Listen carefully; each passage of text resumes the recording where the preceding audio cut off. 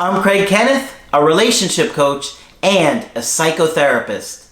Every relationship is different and every breakup is different.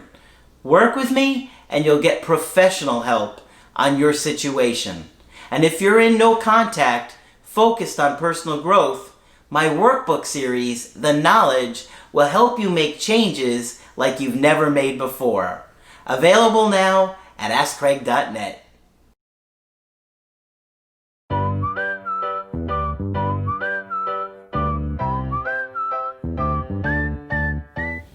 Hi there, I'm Coach Craig Kenneth. I'm Coach Margaret. And today we're going to be talking about, was momentum ruined by COVID-19? Well, right now many of us are still struggling with coronavirus and being affected about where we can go, what we could do. You're probably taking a lot of precautions, as you should be. Margaret and I still have been in quarantine. Yes. I still have not gone anywhere, and am being very cautious about this. As you know, one of my best friends is a doctor, and he's talked to me about how brutal this virus is. Has he? Oh, yeah. That's good. He runs the ER at his hospital. Oh, Lord. Yeah. And he's talked to me about how serious this is, and I know how he is as a person. I've literally known him my entire life. Yes, you have. And so for him to tell me how serious it is, I'm taking it as serious as he is. Absolutely, you should. So you guys should be doing that, and be careful with what's going out there and trying to meet new people, right? Yeah, it's not a good time to do it. All this will pass, but not just yet. Yeah. So today I have an email coaching from somebody in his early 30s who was dating a woman in her late 20s, and they were talking and dating for a few months before everything happened. Mm-hmm. So, I thought it would be helpful to talk about, the momentum that many of you guys are struggling with. Like right now, my stepbrother is dating again. Uh-huh. And so he's having to deal with being on lockdown, right, trying to meet new people. Right. And so I'm seeing it personally with friends and family. And I know how difficult it can be because, you might meet somebody who is a lot more hesitant to meet you or go out in person. Of course. And put themselves at risk. And you should also consider those things. So for right now, talk on the computer. Yeah. As best you can. I think Skype calls or FaceTiming is a great way to get to know each other. And, set like little dates to get to see, is it really worth the risk of meeting this person, as opposed to just going blindly where you have no idea. Right. And if you decide it's worth it, how wonderful. Yeah. So in this situation, I'm just going to get into the email. He says, I was dating a girl for 2 months, and we had 3 amazing dates, and then coronavirus hit, and all the bars and everything were closed, and we have been forced to catch up at each other's houses. Okay. I hadn't thought about that piece. All right. Okay. 7 weeks into us seeing each other and as many dates, she texts me saying we should just be friends. I asked if I could call her, so you can see he got anxious right away. But he was polite about it. Yeah. He asked. He wanted to resolve it. Mm-hmm. We chat and said it was because I don't look like my profile. And he says this is an issue after the first date, not after 7 weeks of dating. Right. Which is very odd, right? Yeah. Now, I did clarify with him after the email coaching to say, okay, what was going on there? Had you been kind of misleading her about how you looked? He said all my pictures on my profile were within a year, within 1 year, so that's fairly reasonable, right? So it's odd. It is odd to say that after somebody for 7 weeks. I think it's very strange. It was almost like, how do I push you away? Yeah. Interesting, right? We worked through it, and she seems excited that we could talk about it, as she was scared to discuss it. Now that's interesting, that she was scared to discuss it. She didn't sound scared. Yeah. She sounded kind of angry, but okay. Yeah. But maybe she's not used to people communicating, so that much was good. Mm-hmm. Okay.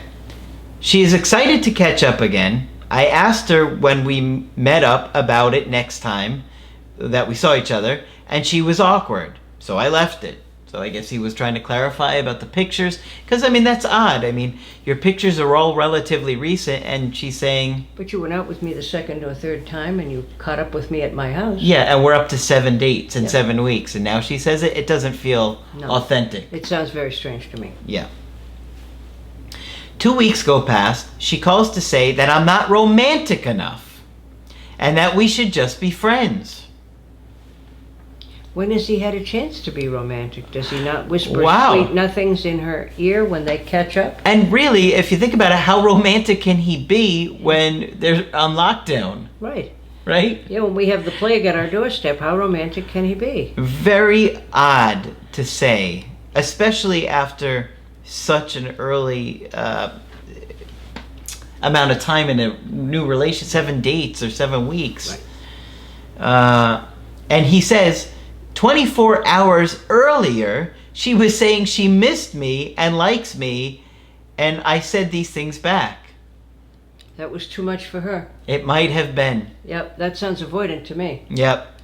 And so it seems more reasonable that the 24 hours beforehand, she had been feeling this anticipation and exciting you and liking the way it was going. And then you reciprocated, and she's like, oh my God, he might really like me. I'm out. Yeah.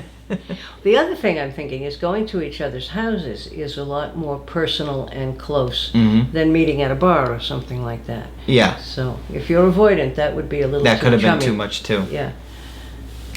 He said, I say that I felt due to coronavirus, it made things hard, and that it felt like we had skipped the honeymoon stage as we couldn't go out. And I think that's an interesting insight. You know, as soon as the hormones started to flow, here came COVID. Yep. Yep. And that's true. Yeah, I thought it was insightful of him. Yeah, I just feel like I don't know if there would have been a honeymoon though, even without COVID. Yeah, I just feel like when you have a different complaint every other day. Yeah. Yeah, you don't look like the pictures. You're not romantic enough. Like, yeah. Later that day, I sent her a message saying that if she would still like to come over, I will cook her dinner and we can talk about things. I got no reply. Okay, well, you know, at that point, I think she was out. And he didn't I mean, she said it. She said it, right? She said it a couple of times. We should just be friends. But he was hoping, oh, I can invite her to cook dinner and maybe we can talk about it again. But she didn't reply. The next day I was speaking to a friend, and she said to send her flowers. That's what happens when you ask your friends and relatives for advice. Yeah, it's now the friend is probably like, well, be romantic now. Yeah, send her the flowers. Yeah, I see what they were thinking. Which in some cases may have worked, but probably not. Yeah. She messages me thanking me for the flowers. I reply, you're welcome. She replies, this isn't going to change my mind, and that she didn't want me to get my hopes up. I asked if I could give her a call. He's still trying to talk her out of it. Yeah. Right? And I know he must have felt helpless at this point. I'm sure he did. It was, I could understand it, but it just wasn't. I could have said this wasn't going to turn around like that. Well, I have a new reason this week why I don't like you. Yeah, you got me red roses. You know I love pink. That's right. Yeah, and you're not romantic enough, and you still don't look like your picture. Now this is the part that I really didn't like from her, and. You know, all along, her behavior's been kind of like odd to us, I think. Yeah. But this part was the thing that really stood out to me. She replied, no, it's too late. You needed to send the flowers earlier, not at the end. Please don't harass me. Well, for one thing, he didn't know it was the end. He thought they were still dancing. He didn't know the music had stopped. Yeah. But how does she jump to harassing him after he sent her flowers? That's really bizarre. I think so too. It's almost like she never was seeing the real person. Yeah. Yeah. I mean, harassing her. He didn't do anything that was harassing her. He sent her flowers and offered to cook her dinner. Lady. Yeah. If that's harassment. If that's harassment, give me some, right? But I mean, I just find it very bizarre that that somebody would say, "Please don't harass me." When all he has done is send her flowers and he asked if he could call her. He didn't just call her. There's a very odd vibe I get when I read that. I do too. Yeah. Can you put your finger on it? 'Cause it kind of feels like borderline personality disorder to me. yeah. Where she's desperate for something and then quickly realizes that he isn't it, but she can't quite decide what it is about him that isn't it, and all he gets is a whole bunch of negative feedback. Yeah, and don't harass. And she says, and besides that, I still don't like you and don't harass me. Well, don't flatter yourself, lady. I wasn't going to harass you. Yeah. You know. That was the thing that really stood out the most to me. That's very strange because it's not reality-based. Yeah. Yeah. I know now that it was a stressful situation for her. I also think she has an ex who kept messaging her, stalking her after they broke up, or is still in contact with her, and maybe that's who she's talking to, right? That's kind of what I'm wondering. I replied, "I'm sorry that things have ended this way. I think you're a great person, and I feel like we have chemistry. If you want to give me a call or catch up, you have my details." Smiley face. Good for him. I thought that was probably too nice for what she deserved. And he was always trying to let her off the hook. Yeah. Maybe it's because of the old boyfriend. Maybe she's still talking to him. Who knows? It must have been stressful for her. He's very nice. Yeah. Yeah. At this point, I would have left her alone, though, because you said it. You got my number. You got my info. Yeah, he should have left it right there. But he doesn't. But he doesn't? No. 3 weeks later, it was her birthday. Sent her a message that the day after saying, "Happy birthday. I know we didn't leave things on the best note, and I wanted to see how you are." She replied, "Thank you for the birthday wishes. I know. It wasn't how I wanted things to end. I'm doing okay. I hope you are well." That to me is just about polite. Yeah. Bye-bye. Yeah. There was nothing warm, nothing inviting, nothing to pursue this at that point. He should have left it there. Yeah. But he didn't. Right? Maybe that's what I should have titled the video. Yeah. He should have left it there, but he didn't. Yeah. I replied, "I know this sucks for both of us, and it's a shame as we got on well." Yeah. Yeah, but the problem is that she didn't think you got on well. You felt like that, and maybe it seemed like that to you, and maybe she even gave off the vibe that there's reality missing here. It just doesn't add up. Something's so off. Yeah. But, you know, when you say it sucks for both of us, for her, I just feel like she's thinking, I haven't really even thought about this because I'm talking to my ex. Or whoever else she was probably talking to, because it sounds like they met on a dating app. But then he pushes again. "If you're up for a phone call, I feel like we can clear the air a little. Let me know," smiley face. And again, I just wouldn't have done this because she wasn't treating you very nicely. Not at all. And you're trying to use logic and reason to turn this around. Give it up. It's not going to work. It's not going to work. No. And he's been very polite and he's been nice. Yeah. It's not going to work, I agree. She was angry at you before you even got there. Yeah. But at this point, she's ready to drop the "stop harassing me" comment. You could almost feel it. He pushed it even one step further. That's what he was going to. I told you not to harass me. Yeah, and here you are doing it. Yeah. And I really don't like the way she is with this guy. I just get the vibe that she's incredibly selfish and self-centered, and all she really cares about is what she wants. Well, somehow she concluded there was nothing in this for her. Yeah.